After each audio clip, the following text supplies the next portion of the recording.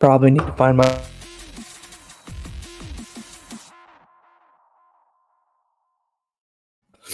Back to another episode of Fantasy Football RPG. I'm Mike, that's Evan, and below me is David. Phrasing. But you'll notice that we have a special guest tonight, Shane Barrett from Polly's Playoff. Shane, how you doing? I'm great, man. How are you guys? Fantastic. We have started our rookie mock. David is on the clock.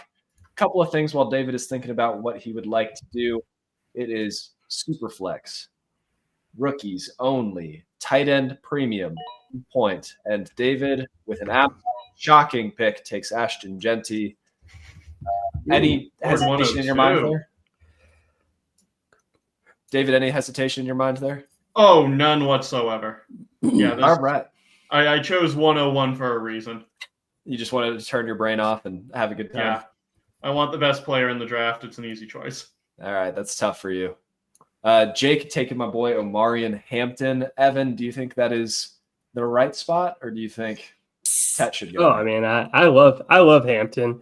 I definitely think that he is going to be my 2.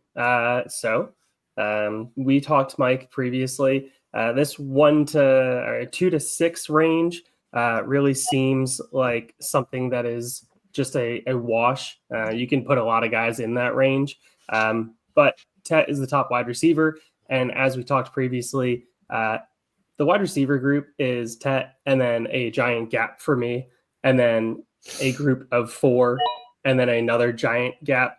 Oh man, we are having a wild time here. All right, Shane, explain yourself. Jackson Dart's my QB1.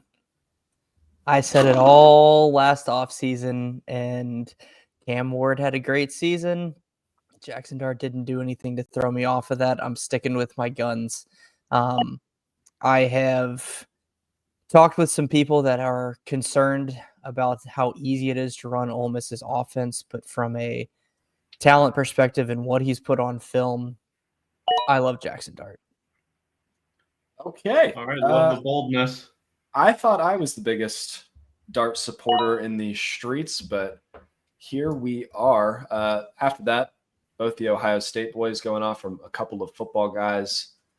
Love to see it. Big Boned from, where's he at? Player Profiler these days. Just crushing it over there. Igbuka.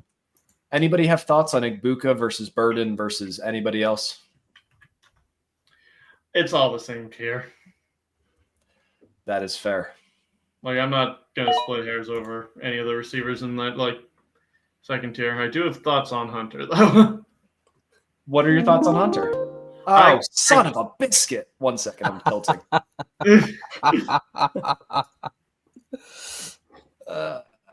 So thoughts on Hunter while I panic.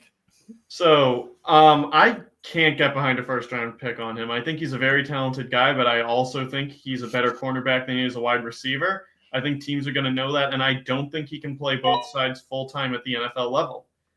So I think he's going to be, in the NFL, an incredibly valuable player who plays 2 positions, but primarily is going to be a cornerback. Wide receiver, the snap count's not going to be high enough to justify a first-round pick for me. All right. That makes a ton of sense. So we had 5 running backs go in the first round, 2 quarterbacks, but not the 2 you would expect. Switch out Jackson Dart for Shadur Sanders. Tet McMillan, Emeka Egbuka, Luther Burden, Travis Hunter, and then 1 tight end. Listen, it's 1 point tight end premium. Tyler Warren is my tight end 1. Go check out the All-22 film study over on the channel. David, thank you for stalling. You're back up. Yep. I hate it, but I can't not do it. The draft capital's likely going to be there. I'm assuming it's a top 10, top 5 pick, and I can't say no to that type of draft capital at a very important position like quarterback in a Superflex league. I think Sanders is terrible. I do not expect him to turn into an NFL quarterback, but I could be wrong. I've been wrong before, and frankly, the value is too good to go. He'll have at least 2-3 years to prove himself. Yeah. Oh, that one hurts. Very funny to see. So as we're standing now, we expect there to be at least 2 more first-round players, if not 1 more tight end, and they end up going at the top end of the first round. That tier extends for a while. Bashaw Tootin. Go Hokies, baby. The hype is real. He is flying up boards just like he flew up at the combine. Come on. I love you, Jake. I love the Hokies. I have moved Tootin to RB9, and I thought that was aggressive. So RB6 is scooting for Tootin. I definitely think that is aggressive, Mike. Toot. So I think this is an absolute clear pick here. Yeah, here it comes. In Colston Loveland. He was a monster producer of that percentage of the Michigan offense. The offense tried to run through him for the passing game. Very clear that he is going to be a round 1 or round 2 tight end. We love tight ends that have that kind of draft capital. The youth is on his side as well. Everything having to do with that makes it a very clear pick here for me. There is another tight end that I do love, as we've mentioned before, Mike. But Loveland being there is just an absolute smash pick for me. Yep, completely agree. Oh, I was hoping Loveland might fall to me because now I'm between like 3 people and don't know who to take here. Yes, and I was very glad. Don't want to be super spicy again. Take slow. Do it. You know what? I'm gonna do it. YOLO. I don't hate it. I'm not necessarily huge on him, and I need to watch film to get my own evaluation on him. But I was listening to Todd McShay's podcast in the car, and he wasn't necessarily raving about RJ Harvey, but he was raving about the fact that RJ Harvey hit every metric that you need to from a combine standpoint. His 40 was great, his broad jump was great, and his vertical was great. And I think he's capable of being a 3-down back. He's got that profile in him. So I'll take a shot on him in the second round. I think like ADP on Sleeper is going to even itself out, I think. But they've got Neal, Gordon. I think Scadaboo is ahead of him. Sampson's ahead of him. And I'll take a shot on Harvey right now. So that's a really interesting conversation to be having at this point. When you have drafts, fantasy drafts here, so close to the NFL draft, right after almost in succession here, it makes the ADP and Sleeper really volatile because people are still adjusting, and it definitely creates some artificial value or artificial devalue when you look at these players, because the ADP is only adjusted so often for Sleeper. So you have to keep that in mind when you're looking through these lists. Really suggest for anybody that's trying to do any kind of drafting right after and not letting the board settle is make sure to make your own list. Don't just look at the Sleeper list. Yeah. Oh, yeah, like these guys are right up here. Another thing is draft capital is far and away the most predictive metric when it comes to like fantasy points. So if there's a guy that you absolutely love, you think's round 2, if he falls to round 4 or even round 5, like maybe you find your next Amon-Ra, but chances are you're not getting them. So you really need to keep that in mind too. I was about to have a whole thing lined up to talk about how Cam Scadaboo just got forgotten about despite proving that white men can jump. But instead, I will settle for Dylan Sampson. I think that he has been a riser throughout the process. I think that he does a lot of the things that you want to see done correctly. PFF has him rated fairly high. I think Mel Kiper has him rated pretty high. Say what you will about those sources, but good running back, good at football. He's not nearly as explosive as the last Tennessee back, but I think he is a better all-around rusher and receiver. Right. I hate just doing auto draft the top option every time, but I'm going to auto draft the top option again. Yeah. I am out of wide receivers I care about. And, Neal's a solid player. And last year's draft, he'd be going much, much higher than where he'll probably go in this one. But running back production, a lot of it is just having the opportunity. It's an incredibly injury-prone position. So at this point in the draft, if I'm going with okay receiver versus okay running back prospect, I'm taking the running back 10 times out of 10. I will say, so there's an article over at Last Word on Sports from last year. It is key metrics that they all need to hit at the combine in order to go day 2 in the draft. Devin Neal ran a 4.58 40. He needed to run a 4.6 to be in consideration. He checked the box. I didn't think that he would. I'll go back and verify some of his jumps and things like that while Evan is making his pick. But man, this is 100% a dead zone for me. I was really hoping Arroyo would fall because Mike knows I absolutely love Arroyo, and there is absolutely no reason why he should be going as tight end 5 in this draft. I get it. He wasn't at the combine because he was nursing an injury. Yeah, that makes people forget about him. But when he gets to the NFL, he is a big play waiting to happen. He is going to stretch defenses. He's going to be able to do all of the things that you want to see an elite deep threat tight end be able to do. And what do you want from your tight ends? You want your tight ends to be able to be a one catch for 40 yards and a touchdown. I mean, I would love that out of my tight end. If he could just pop on any single week like that, that'd be great. And Elijah Arroyo is that type of tight end. Mike, I'm just going to go with the guy that I think is going to have enough artificial value to be able to be held up in that we talked about him previously. He was a high running back going into this year's class. We're going to go Ollie Gordon, even though I don't think Ollie is great. I don't think he is good. I think he is an absolute mid type of running back for the NFL level. Yep. Back to Devin Neal. He hit all of the jumps. He hit everything that he needs to do. Devin Neal is eligible to go on day 2, according to my stupid little spreadsheets. Ollie Gordon, he's good. Stupid little spreadsheets make the world go round. So yeah. But no, I love the world would literally collapse if Microsoft Excel went out of existence tomorrow. That was not to your comment. I agree with your comment. I'm just trying to figure out who to draft here. It's a dead zone. Is it not? I mean, here's the problem, Evan. There's a player I want to take because I kind of want to talk about him. Then do it. It's a podcast. This isn't real. Fine. It's wild. Get us some clicks. Oh, brother. Okay, don't do that. Undo. I take it all back. Pause. He likes to throw interceptions to the other team. I'm going to get that out of the way. But he can also make every throw that he needs to. And Syracuse this year, I don't know if they had any NFL talent around them. He threw for 4,000 yards and 34 touchdowns at Syracuse. This is a Rondé Gadsden erasure and LaQuint Allen erasure. What are we doing here? I hadn't even heard of LaQuint Allen until I was listening to McShay's podcast either. But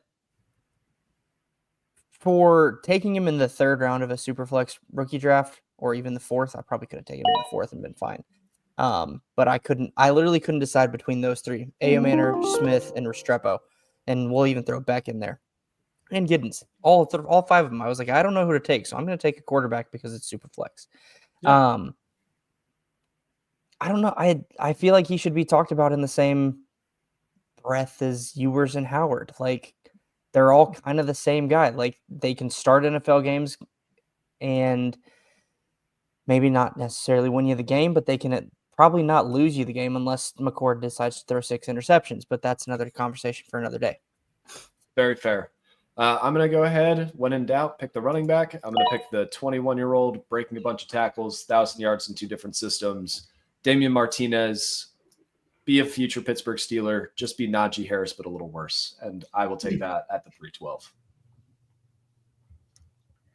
So I am going to make a gamble that running is easier to do with 2 ankles than it is with 1. There it is. In the 4th round of a tight end premium draft, why not? Yep. When we see Gunnar Helm's Pro Day, I think we're going to be a little more excited about him. I think there's going to be a stink around him right now. My comp for him is every Dallas Cowboys tight end ever other than the good ones. Did you see his ankle? Oh, yeah, it was gross. That was awful. And he still ran. I love it. And now I got him in the 4th round because like those numbers look terrible because again, you're running on one ankle. It's going to happen. It will be a little harder. That is the word on the street. All right, let's talk about Isaiah Bond here. That's a tough. great value. Is it though? Talk about a guy that could have that MVS career where you just want nothing to do with him, doesn't get you any trade value, but every once in a while, maybe once a year, just pops off for a 20-point plus game. Yep. So, yeah. I mean, he is that absolute like 20-sided die. I got to roll a 20 right here type of player. Oh, here, wait. Turn with Spencer Rattler and watch the magic happen. It worked last year for the Saints. All right, if I roll a 20, Isaiah Bond's going to be good. And a 17. All right. That's pretty close.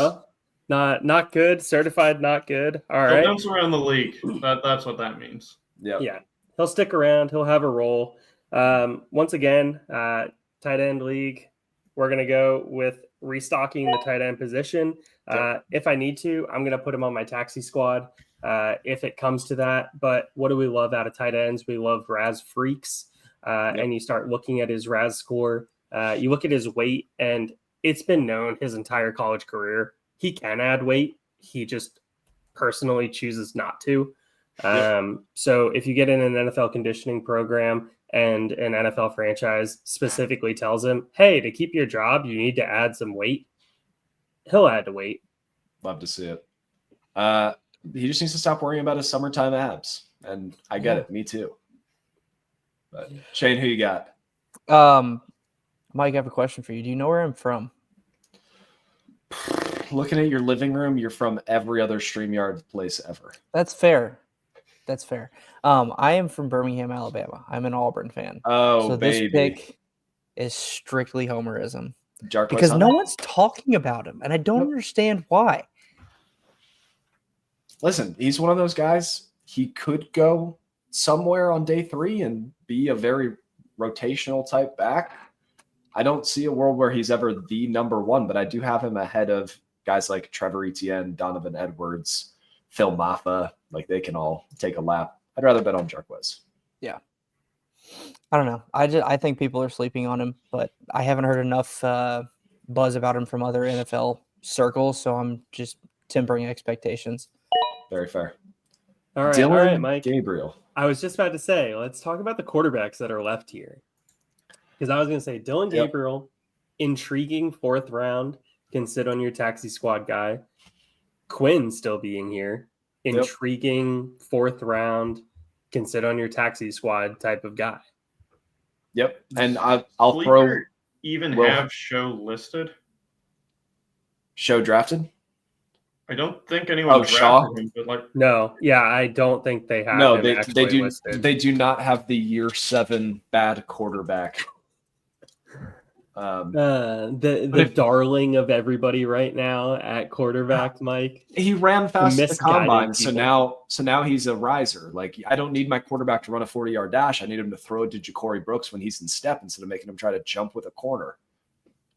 Ja'Cory Brooks had one of his better seasons. All right. Yeah. Because he stopped playing against the SEC. Yep. Yep.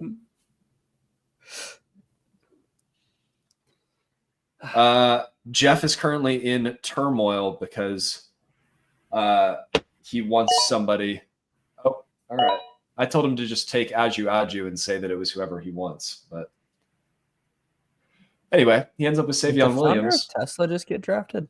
That is the very, very speedy boy. He's fine. I've never even heard of him. Well, watch an Arkansas game. Arkansas. Yeah. But yeah, no, I think we got a couple of guys still on the board here. Listen, if anybody takes anything away from this 4th round of your rookie drafts, you're taking quarterbacks that you think could be backups. You're taking wide receivers that have all of the prototypical things that you think they can be contributors, tight ends with a job, or my favorite, running backs. Running backs. Yep, running backs. I would rather bet on the running backs available, especially guys with 410, 411, 412. We have had, let's see, 1, 2, 3, 4, 5, 6, 7, 8, 9, 10, 11, 12, 13, 14 wide receivers go already. Are there 14 good wide receivers in this draft? No. There's 18 good running backs, at least. So, did wide anyone receiver, hurt you their... need to be good to produce. Running back, you can get a few weeks in there where like just being alive gets you fantasy points. ask Amir Abdullah, elite. But Did anyone hurt their draft stock more at the combine than Tez Johnson?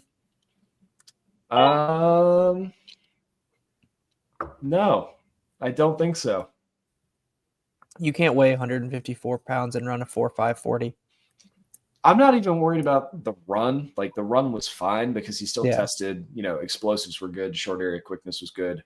But dog, go swallow some lead weights. Like eat peanut butter and jelly sandwiches every night. And he's a been working out nonstop to get to that big massive weight of 155. That was a supreme bulk. Yeah, completely off my board. Yep. Oh man, I cannot wait to see how Real American snipes me. He has been listening to the show, so he knows when in doubt, take the running back. So I can't wait to see what he does. Is there a running back that you want, Mike? There is, but they're not listed. So I'm thinking about just taking Tanner New, who isn't real, and just saying who it is. Ooh. Do you guys have any guesses while we're Quinn waiting? Allen, but it is LeQuint. I need to see who's that's actually not here. Yep. So it is LeQuint Allen. I'm just going to go ahead. I'll just take Jordan James or Woody Marks because this is just an opportunity to talk about all of these guys. They are pass-catching running backs with good testing numbers who I think can have a role as a third down back, if not a 3 down back at the next level. I would rather bet on LeQuint Allen than the other two guys, but I understand the appeal of everybody. Now, to recap, rather than just going through and naming everybody, because that's going to be a nightmare, David, say one team other than yours that you think is your favorite. One team other than mine that I think is my favorite. Start with someone else because I was not ready for that question. All right, Evan, are you ready? Yeah, sure, I can be. I'm gonna very quickly go over to your team, Mike. Tyler Warren at the 112. What are we doing? Tight end premium, baby. Tyler Warren is at least 107. Could be considered at 106 in the premium here. We're also talking Dylan Sampson, who I've said ever since we had our SEC breakdown that I was a fan of him before the season started. I was going to be heavy on Sampson. I was heavy on Sampson. Martinez is an absolute battering ram. He's the type of running back that could just fall in for a touchdown and get 5 carries for 10 yards and a touchdown. That's a usable week in a decent amount of formats at this point. And then Woody Marks. Why would you not take a pass-catching running back that is just going to be able to stick his hands out there, knows how to run out of the backfield, knows how to catch out of the backfield, which last time I checked, these are still PPR leagues, Mike. Catching the football gets you more points as a running back than running the football. Yeah, completely fair. Thank you for the love. I needed that. I needed a little boost. Shane, would you like to give a favorite or a least favorite draft? Oh. Roast somebody in the chat. Well, I'd already picked a favorite, so I'm going to stick with that. All right. And it's actually the 102, T. Perez 34. Sweet. Golden at the 2-2, Arroyo at the 3-2. Heard a lot of good things about him from the Senior Bowl, and then I love getting Rocket Sanders at the 4-2. The third and fourth round values for running backs in general are going to be huge, but getting the value he did on Golden and Sanders, I obviously don't necessarily care for Cam Ward, but he's going to have the draft capital, and that'll insulate his value to where you could sell him if his value rises at all. Or if he ends up with a Bryce Young rookie year, he's still got usually a year to fix it. So it's a good pick. It's an incredibly interesting draft, and we bring up Cam Ward at the 102 here. And I think that's something that we could see in probably more than 10% of the drafts that actually occur when we get into the cycle. I mean, people are going to see Superflex. They're going to see that red square that you can get in Sleeper. They're going to see quarterbacks. They're going to go, I'm desperate for a quarterback. And they're going to reach on guys that lack overall QB1, even fantasy, a QB1 top 12 upside to be able to just fill that spot over potentially getting running backs that could be in the top 10 in Dynasty for a long time. Yep. Completely agree. David, before we get into your favorite, Shane, tell the people where they can find you, what you're working on, and just give a little love to the people at home. Yeah. So as you guys can see, and part of the reason we started like at 8:31 is because I'm a girl dad. 4 times. I have 4 daughters. Nice. Wow. All age 6, 5, 2, and 8 months. So yeah, our household is busy. So right now I am kind of a free agent, but kind of not. I am signed up to work with Going for Two, going back to some of my roots and do some rookie profiles for them if I can find time. And then obviously I will run Polly's Playoff for year number 6. So for those of you that don't know, Polly's Playoff is a charity tournament I run each year for the Walk to End Alzheimer's. My wife's grandmother passed away from Alzheimer's back in 2019, and we started the tournament after that in honor of her. And I'm changing the rules for the first time on that. So be on the lookout for that. Kind of being a little what's the word I'm looking for?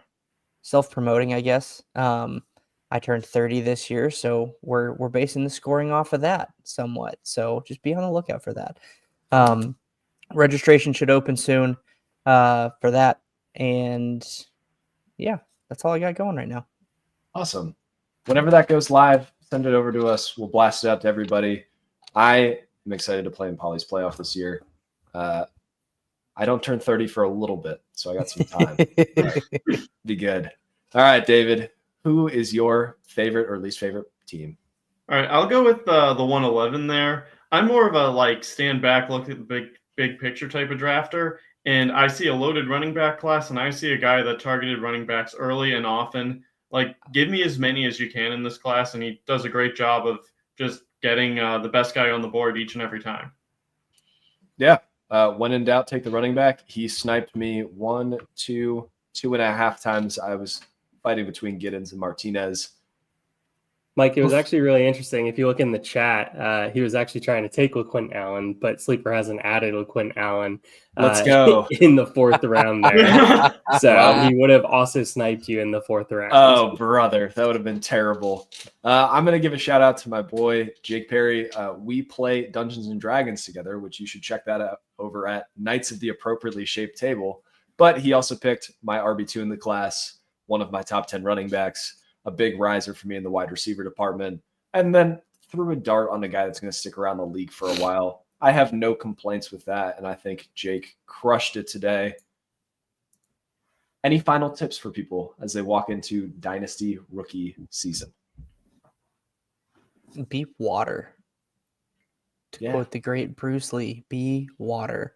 Be willing to adapt to what you were going into the draft with. Yeah.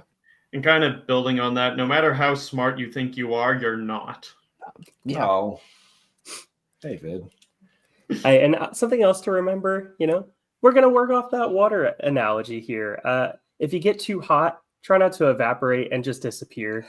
All right? All right. That's enough weird quotes. Be sure to like and subscribe. Thanks for listening. Shane, thanks so much for joining us. Yeah, thanks for having me, guys. All right. Have a good night, everybody.